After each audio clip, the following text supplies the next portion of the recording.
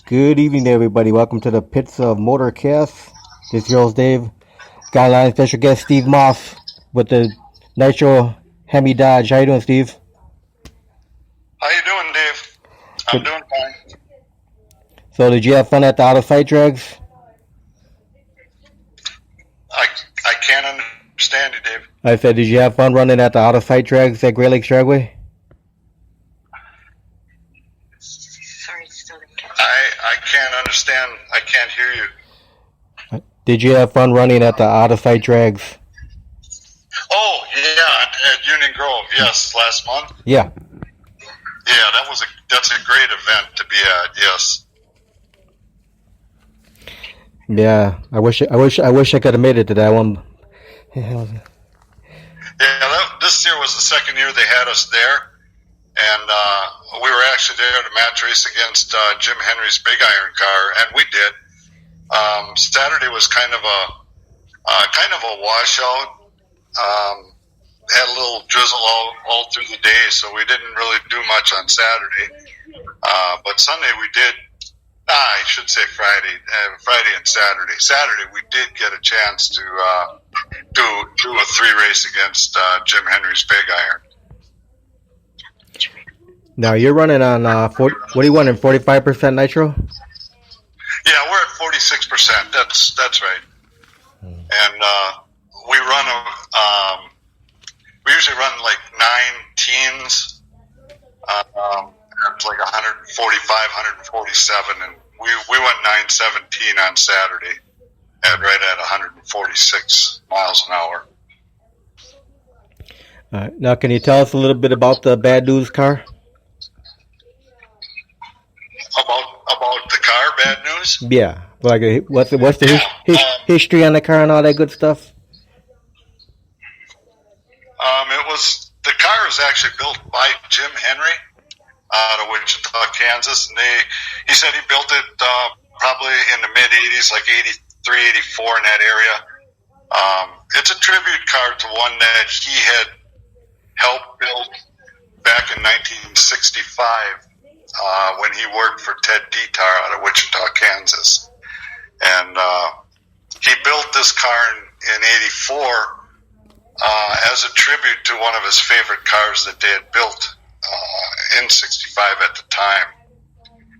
And he match raced it. From that time, he match raced up till 2000, the year 2000 with it. And his match race partner generally was Roy Clark from Hee-Haw. Roy Clark also had an AFX car that he ran. So they match raced together, and they would run generally from St. Louis all the way down to Fort Worth, Texas. And it was about 2000. He sold the car, got tired of it, and Roy Clark dropped out of it. And Jim sold the car, and then 5 years later, I bought it from the guy Jim sold it to. The guy never did anything with it and put it up for sale.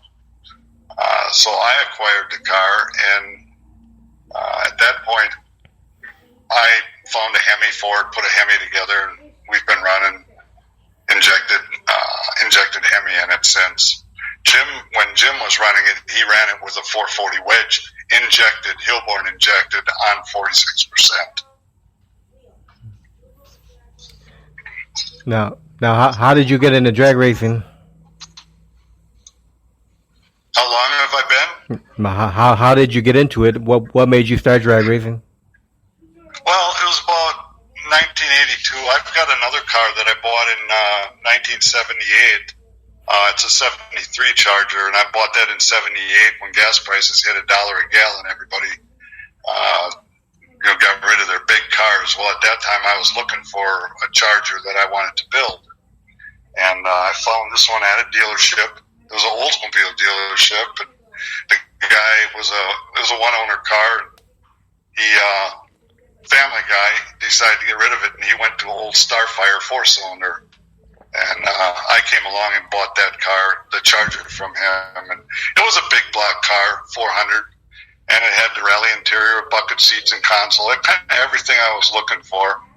And I started in about 1981. I decided I wanted to rebuild the engine and do some things and maybe do a little bit of drag racing with it. Well, like any of us drag racers know, when you start a project like that, you say you're just going to do a little bit of drag racing, that project really never ends. And we went drag racing. We started drag racing in '82 with it, and I still have the car yet today.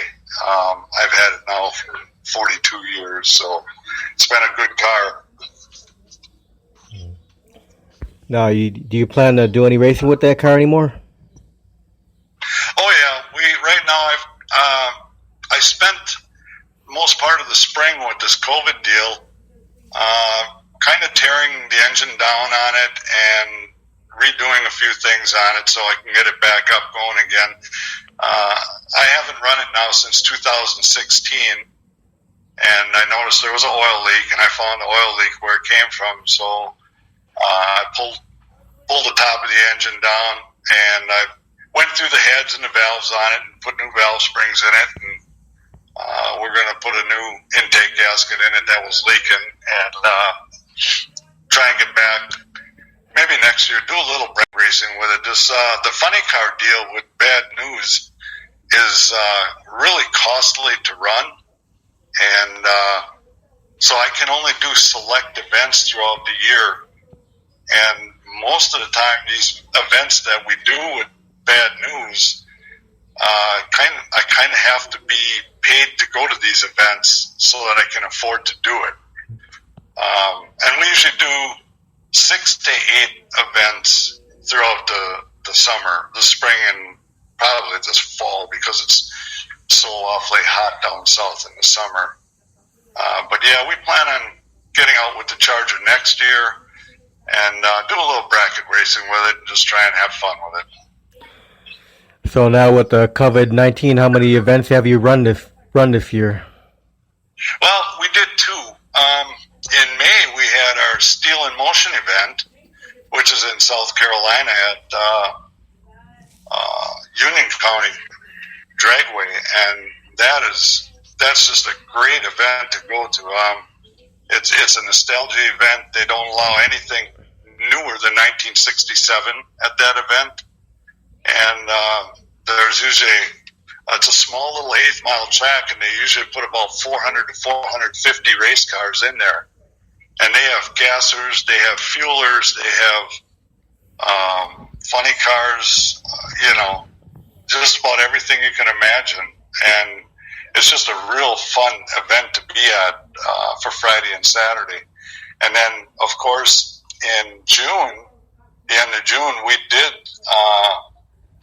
the Brew City Gassers out at Union Grove, which, in my opinion, is probably the best nostalgia event you're going to find in the United States at this time. Those guys really know how to put on a great show. They promote the show. They get people in the stands. Unlike some of the other nostalgia stuff, they only concentrate on getting racers there. Nobody shows up to watch. These 2 events, they really put people in the stands, and everybody just always seems to have a very good time at these events. Yeah, I will definitely have to make the out of sight drags next year. I only live 30 minutes from that track. Yeah, that event you will not be disappointed with because there's so much to see there. I mean, it's not like some of the other races you go to where just see the same cars over and over. There is such a vast difference in the cars that are at the out of sight drags. I mean, the gassers. They have a great number of gassers out there, and then we've got a few AFX cars and a few front engine diggers from the 50s and the early 60s, and they really put on a good show. It's just one of the greatest events I think that you can be at. Yeah, then they got that the Nitro Cackle. Yeah, they did a Nitro Cackle there. We weren't involved with it, just for the simple reason that we were running, we were Right. racing, so we couldn't cackle and race. But yeah, they had a few fuel altereds that they would fire up and cackle, one right after the other on mostly Saturday in the afternoon. But yeah, it was pretty incredible. Now, Steve, after all the years of drag racing, what still keeps you passionate about doing it? I would say it's mostly the competition, but it's not. It's the competition, but it's also working on the cars and keeping the cars running, and maybe even making them a little faster and a little better each time we go out. That to me is just as much a part of it as the competition part of it. I really like working on the cars, and I enjoy just fiddling around on them, and finding things that I can make do better on them. That's what's kept me going through all these years of doing this, is just finding new things to do all the time with them, and just enjoying it. You got to enjoy it. If you don't enjoy it, it's not going to last. It's just kind of a flash in the pan. But it's just enjoying working on the cars mostly. Yeah, if you're not enjoying it anymore, it's probably time to hang it up. I didn't get that, Dave. I say, yeah, if you're not enjoying it anymore, it's probably about time to hang it up. Yeah, that's right. Right now I'm 62 years old, and I've been messing with cars now since I was 16 with my first car, and it never seems to really get old. Sometimes there are times when things just don't go right for one reason or another for a while, and you really kind of scratch your head and go, wow, maybe I just don't have it anymore. And all of a sudden something comes together, and then you got a couple of weekends or a couple of events where things really start to go, and then I get right back up again, and hey, this is all right, this is working. So yeah, it's the love of the sport is the main thing. All right. So now, Steve, when you started drag racing, did you have any drag racers that you looked up to back then? Drag races! Oh my gosh, I can't even start to name them. I mean, of course, Garlits. I was just mesmerized by everything Garlits did. And then you can go to Coletta, you can go to Tommy Ivo and Bernstein, and just all those old guys. The older guys are just all drag racers heroes, and we were fortunate enough. My wife and I were fortunate enough through the early part of the 80s and the late 80s. We every year went to a national event somewhere in the United States. We posted our vacation around a national event, and we got to see all of these guys at that time, just every weekend competing with each other, and it was just so much fun to watch those guys too, because you grew up watching those guys coming into drag racing, right, and coming into their own, and there's just too many guys to name as far as who really influenced me in drag racing, because there's just so many names out there. Chris Carmesina's, the list just goes on and on. So yeah, I hear you on that one. You got like Don Perdome and Tom McEwen and so on, Jungle Jim. Yeah. Oh yeah, you can just go on and on and on, and every one of them. One's just as important, and one was just as great as the other. Bruce Larson. I mean, these guys were just hardcore drag racers and real good ambassadors of the sport. Every single one of them, just really good guys to look up to. Yeah. Yeah, I was lucky enough to see a lot of those guys too, because my dad started dragging me to watch drag racing when I was about 4 or 5. So now, I'm 52 right now, so I was able to see Garlett's and McEwen and Prudhomme and the Hawaiian and all those cars. Uh-huh. Yeah, I think the best time that we had going to these national events, I would put back to about 1985 when Garlett's and Malone came back.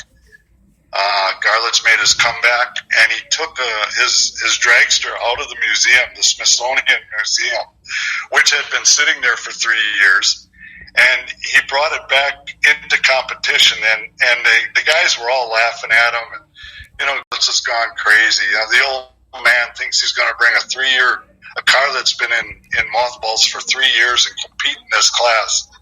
And boy, if he didn't come out that year in '85 and win the championship and beat them all with that old car, it was just so much fun to watch. And Daryl Gwynn at the time, he was really in the fray with them all, and he was a hard guy to beat. And him and Garlett's went up against each other quite a few times throughout the '85-'86 season. So that was just a really fun time to watch drag racing and the NHRA. Yeah, no, another great one was Shirley Muldowney. There we go. Yeah. Yeah, Cha-Cha Muldowney, as they called her. She was something else too. She won three championships in Top Fuel, going back to 77, 78, and 81, I believe it was. So when women weren't, in drag racing, there were a lot of women back then that were involved in drag racing, and women in motorsports was kind of frowned on. So drag racing's been really diverse that way. Yeah. So, Steve, what do you enjoy most about being a drag racer? What do you enjoy most? What do I enjoy most about it? Oh, gosh. Traveling with my wife. We just get to travel all over the place. I mean, we went to Bakersfield, California 2 years ago in spring for their drag fest out there. It was a 2-week vacation that we spent. Long drive. I think we put it was 6,000 miles, close to 6,000 miles on the truck, going there and back. We go to Wichita, Kansas. The last few years, we go to Wisconsin, to Illinois. We've been to Washington, D.C. I mean, it's probably the traveling, getting to be with, meet a lot of people, and getting to see friends every year that you just mainly see, drag racing. And boy, now with the COVID thing going on, nothing's really happening this year, and I see a lot of people on Facebook, all the drag racing buds and stuff on Facebook, they're all, gosh, can't wait to get back to the track to see all you guys, and so I think that's the most fun, and that's the best part about racing, is the camaraderie you have with all your competitors, mainly. I mean, they're all competitors. Yeah, and then there's people that we meet, that we have met drag racing. Ronnie Sox used to come out to Union Grove, and we got to see him.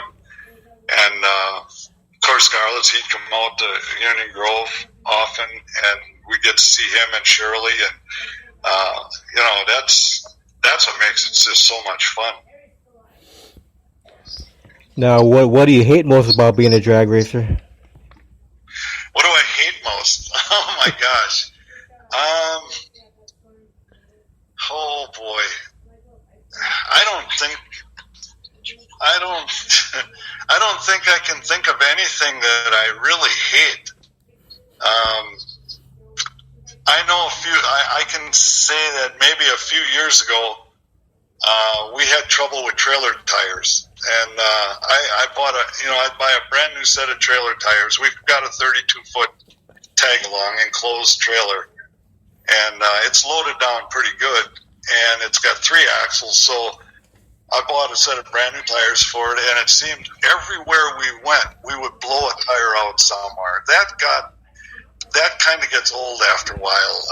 Sitting on the side of the freeway, changing out a spare tire. I would have to carry 3, sometimes 4 spare tires with me to make a trip there and back. And luckily, somebody turned us on to a semi-type rated trailer tire. And I was running a 10-ply tire on my trailer. Well, I got rid of all of those, and I went to these semi-rated trailer tires, the same size that I run on my trailer. And that's the best thing I ever did. I have no, trailering now. I was kind of always white-knuckling it because I was just waiting to listen for a tire to blow out. And we've been 3 years trailering now all over the country on those tires, and we haven't had any problems so far. So as far as anything that I hate during drag racing, that would probably be it. It would be some of the stuff that you encounter trailering when you're going somewhere to race. Now, if you could have the drag racing fans remember one thing about you, Steve, what would you want that one thing to be that they remember about you? I really hope that they look at me as somebody who's approachable and someone that might be fun to talk to. I really try and outreach. When fans come over to the trailer, I'm busy with the funny car, the AFX car. I am busy all day long with it because between racing and before we start racing, I've got preparations that I have to do. But when somebody does come over and talk or to look at it, and they have a question, I always try and stop and talk to them and answer any questions they have and spend a few minutes with them. And kids coming over too. For me, it's real important that that I spend some time and don't brush anybody off. And man, if I ever did brush anybody off, it wasn't intentional. That's kind of what I want everybody to see or remember about me as a drag racer. That I was approachable and I was easy to talk to, and I spent time with anybody who came over to see us. Yeah, that leaves a memory of a lifetime for the fans when they come up to you and you talk to them. Oh, that guy Stevie's such a nice guy. Yeah, and I kind of remember that. That was kind of burned into me as a young kid because we would go to races, local races in Wisconsin when I lived there as a kid, to the dirt tracks and stuff. And, you would see some of the drivers there and get to talk to them.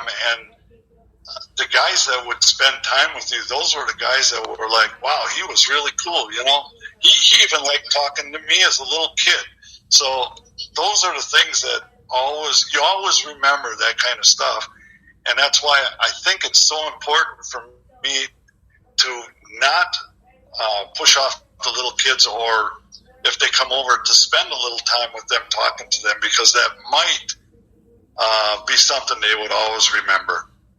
And if I don't do it right, that'll be something they'll always remember too. Yeah, you might be seeing these kids year after year, and they'll keep remembering you. Oh, there's Steve again.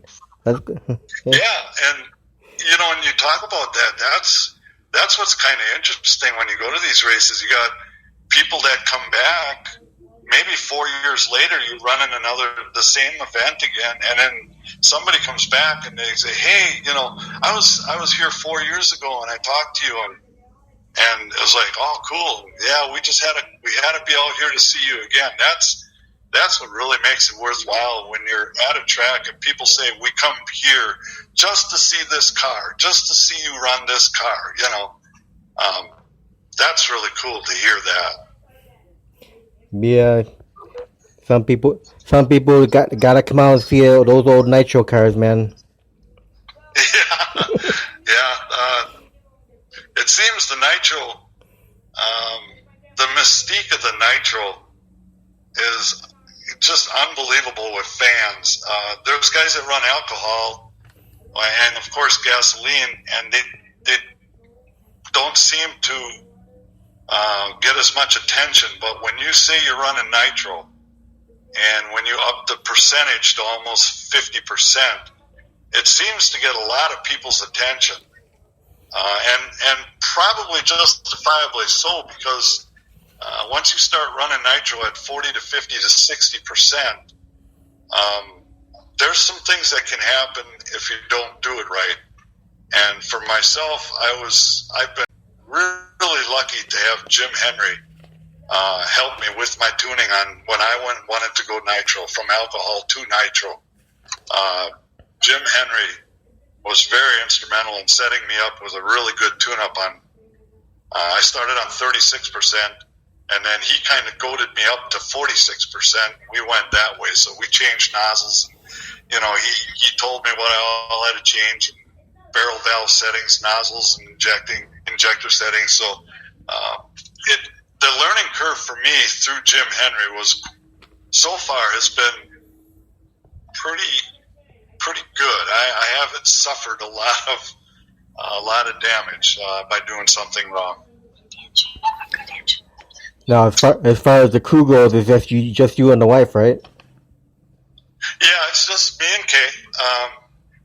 We're married 36 years this year, and she's been with me doing this the whole time.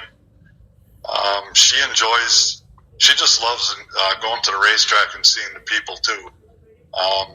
She's my crew chief. She's the one that she tows my AFX up to the line with her golf cart. We bought a golf cart to do that, and she comes after I make a run.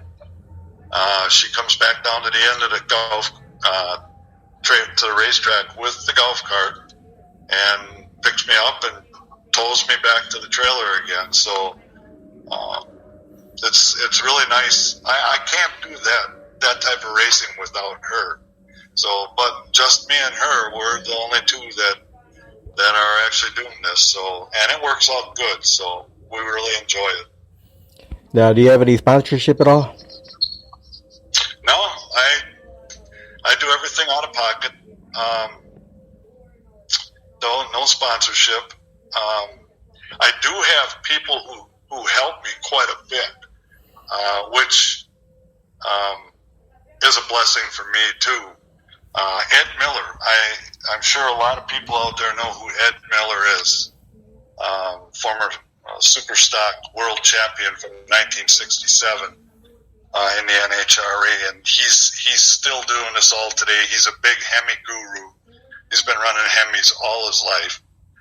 He's the guy who freshened my motor up for me just 2 seasons ago, and he does such a nice job for me. And then, like, he does it at cost, which I can't understand, but I try and throw a little extra cash at him because, he's got to make a living too. But yeah, there's a lot of people to thank, for me, helping me get along with this whole deal. And Jim Henry's in there, Ed Miller's in there, John West out of Raleigh Engines. He does my power glide for me in the AFX car. Helps me out quite a bit with that. There's just a lot of people out there who've really helped me a lot. Now, when you're out there on the track, do you have any pre-race rituals or superstitions at all? Oh, I'm sure if you talk to any drag racers, they have kind of superstitions in the back of their mind. Maybe not right. I don't have any right at the forefront, but I know there's things when I get in the car. There's things I try and do exactly the same every time, and that's consistency, but it might also be a superstition. I try and do exactly the same thing, time after time, run after run. And there's a little bit of time before each run where you kind of have to focus. These cars at 150 miles an hour, there's no telling what these cars will do. So just before a run is made and I'm belted in and tightened down, there's always that couple of minutes to spend just thinking about what you might need to do and just to stay focused. Now, does the Dodge take a lot of preparation to get ready for a weekend of drag racing?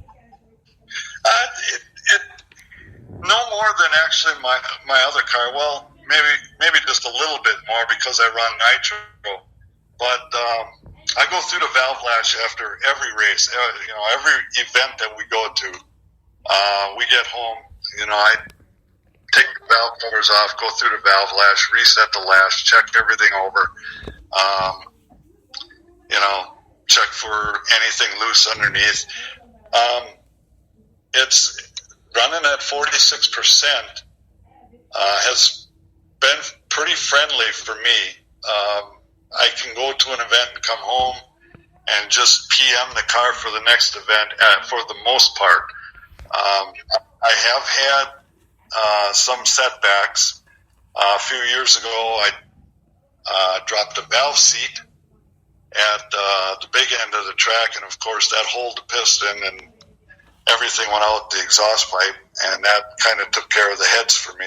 The head on one side, well, I had to get a new set of heads, but that's just part of something that happens once in a while. But for the most part, the preventive maintenance on the car is pretty friendly, and it's not that pricey to keep up. So the fuel is expensive, and making runs and getting to the track is where all the expenses incur.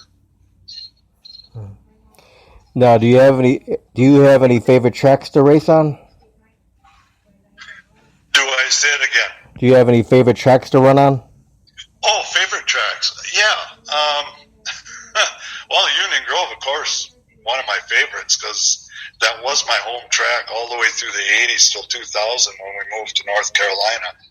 So that was my home track and one of my favorites. Another track that we really love going to right now is right here in North Carolina called the Galat Motorsports Park. And Nancy Wilson puts on a really good nostalgia show there in October.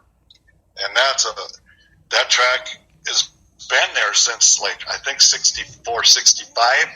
And about 6 years ago, it was bought, and they completely renovated it now into almost a national event style track. It's a track second to none as far as the amenities go. It is still an 8th mile track, and they're trying to secure land, a little bit more land, so that they can go to quarter mile, because he does want to get on the NHRA National Event Tour. And that I would have to say is one of my favorite tracks, because the track is so good, the bite is so good, and the quality of the track is so good. Other tracks we've run at would be Richmond, Virginia. At Dinwiddie, Virginia, that is another premier track to be running at. So I'd have to say those three tracks for sure would have to be my top 3 favorite. Yeah, you gotta love the fans at the Grove, how they would really appreciate you guys when you're coming back down the return road. That is the one thing that I really love about Union Grove that you don't see anymore at any drag race anymore, any racetrack, is coming down the return road after you make a run, you come down right in front of the fans.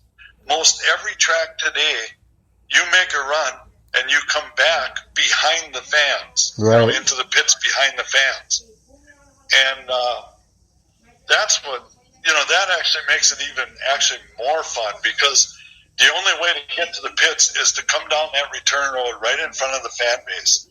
And there's people when you're coming down they're hanging over the fence, giving you the thumbs up, waving, yelling, and screaming, and that really makes it worthwhile to see all the enthusiasm at that point, which you don't get to see at other tracks after you make a run. You don't have any idea did the fans like it or not. Here they let you know if they liked it, and they'll let you know if they didn't. You won't get much enthusiasm. So it's really a nice thing about Union Grove is the coming down in front of the fans after you make a run. Yeah, the kids, they love running up to the fence. Oh yeah, there's always kids at the fence. And anytime we come back down, we're always waving at the people. The kids are usually ones at the fence screaming and jumping, so you can't miss those either. Yeah, that's got to put a big smile on your face all the time. It does, and not only that, it sends a chill down your spine, because when you love to do something this much and you see the enthusiasm of the people there, it really gives you the chills. It kind of lets you know you're probably doing it at least a little bit right. Yeah. Now you prefer quarter mile or eighth mile racing?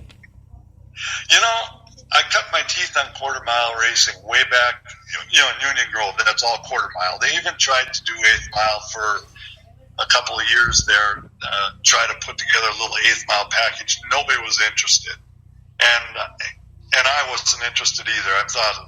My thought was quarter mile. Who wants to go eighth mile? There's no excitement, no speed in eighth mile. So the quarter mile thing is what I really, really love. Now we've been in the South in North Carolina for 20 years, and there's an awful lot of tracks down here that are eighth mile. And I've learned to run the eighth mile and enjoy the eighth mile. So for me, I still, my favorite, of course, is quarter mile drag racing because of the speed. There's nothing compared to the speed that you get. But I've really learned to enjoy the eighth mile racing too. So, but yeah, quarter mile is my favorite. Now, where do you get all your fire safety equipment from, Steve? A couple different places. I don't really just do one kind of thing or another, but I do have RJS safety belts in the car, and I do like the RJS belts, and I've been using RJS belts now for over 30 years. So, other safety equipment, Stroud. We use a Stroud engine diaper underneath the car, and I always like what Stroud did in that respect. And I do have a parachute, a Stroud parachute also. So there's a few companies out there that you can't say, well, one's the best with everything. You kind of choose what you like because they're all one's as good as the other. So you could just kind of choose the one you like, and you kind of stick with it. So I do have a few different safety companies that I do work with. Now, what's the fastest pass you've made in the Hemi? On the Hemi, we've gone 907 at 148. So, and that's at sea level down here in the south. In the fall of the year, we get some nice cooler weather. By cooler, I mean in 80 degrees.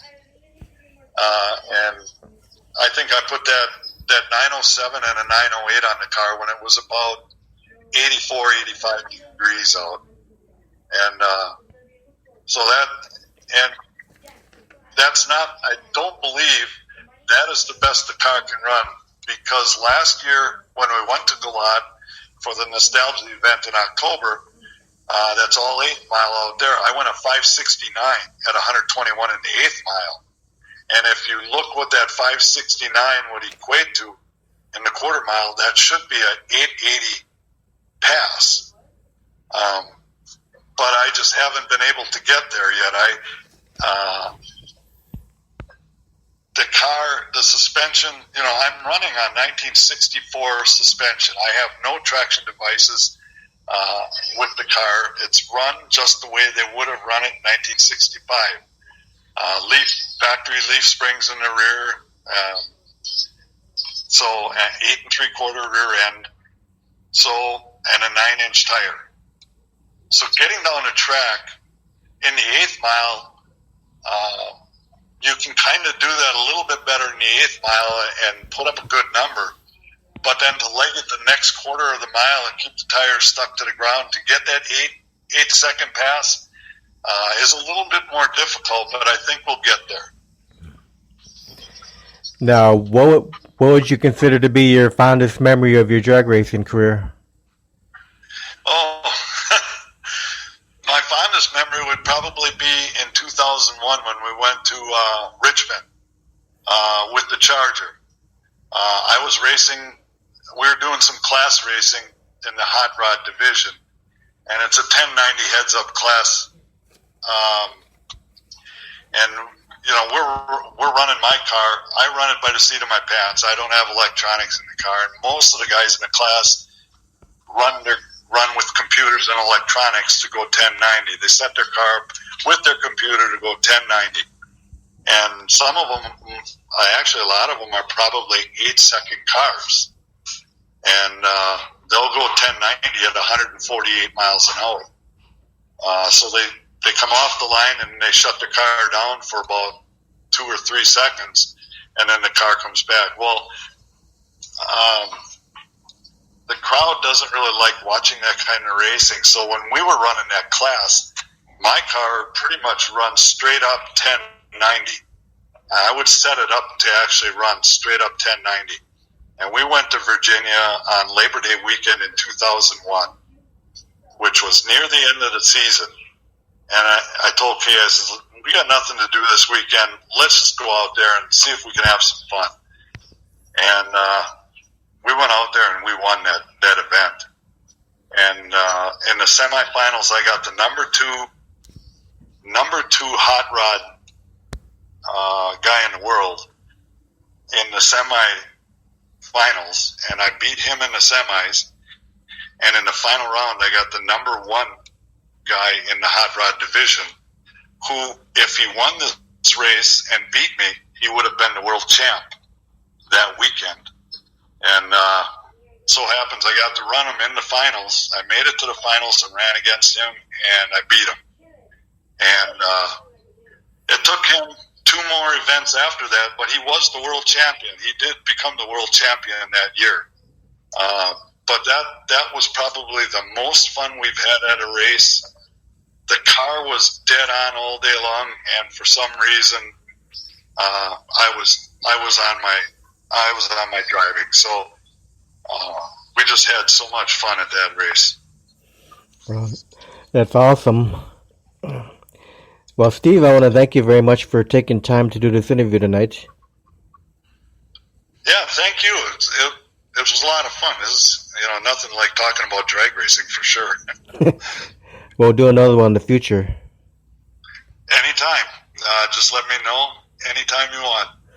And I'm looking forward to seeing you at the Grove next year for the Out-of-Sight Drags number 3. Yeah, that sounds great because they asked us to come back, and we're going to plan for it. And should anything catastrophic happen, we'll be there for sure. So, and if you're there, please come over to the trailer, say hi, and talk. Definitely. I'd love to meet you. Definitely. Well, you have a great night, Steve. Tell your wife have a great night, too. Will do. Thanks a lot, Dave, for your call, and it was great talking to you. Okay, take care. Bye. Bye-bye.